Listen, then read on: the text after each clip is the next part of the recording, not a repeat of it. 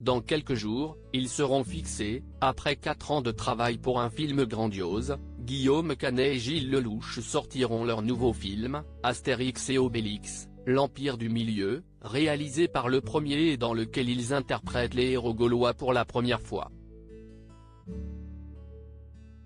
Un véritable pari pour eux, qui peuvent cependant compter sur un casting 5 étoiles, Marion Cotillard, Vincent Cassel, Jonathan Cohen, Ramzy Bedia ou encore Audrey Lamy jouent les premiers rôles.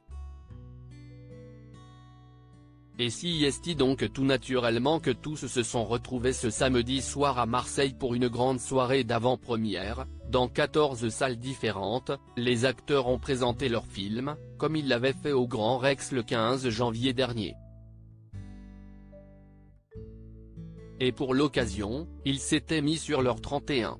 Si les deux héros, Guillaume Canet et Gilles Lellouche, qui sont allés à la rencontre des fans le long du tapis rouge, avaient choisi un simple manteau noir, Marion Cotillard, quant à elle, était très classe, avec une veste noire et une jupe longue Chanel, les cheveux détachés et visiblement détendus.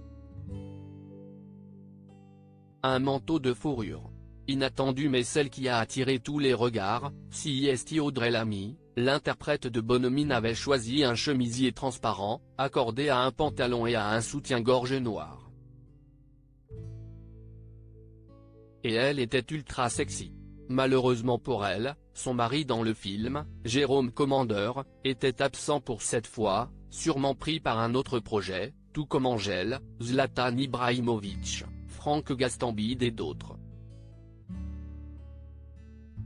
Vincent Cassel avait également fait un choix étonnant pour ce tapis rouge, celui qui prête ses traits à un empereur César en pleine crise conjugale portait en effet un jean coupé dans une forme très large, avec des baskets.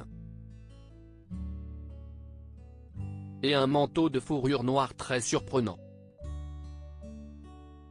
Également présent, Jonathan Cohen avait quant à lui misé sur une veste militaire au-dessus d'une doudoune. Un style plutôt inattendu, mais qui a beaucoup plu à ses nombreux fans, ravis de le voir en vrai. Mathieu Chédid, compositeur de la musique du film, avait également fait le déplacement dans un look très classique et en a profité pour jouer un petit morceau devant le public présent. Ramzy, quant à lui, semblait ravi de retrouver Benyamin, qu'il a serré dans ses bras. Issa Doumbia ou encore José Garcia et Vincent Desagna étaient enfin présents eux aussi pour ces dernières retrouvailles avant le grand jour. Le 1er février.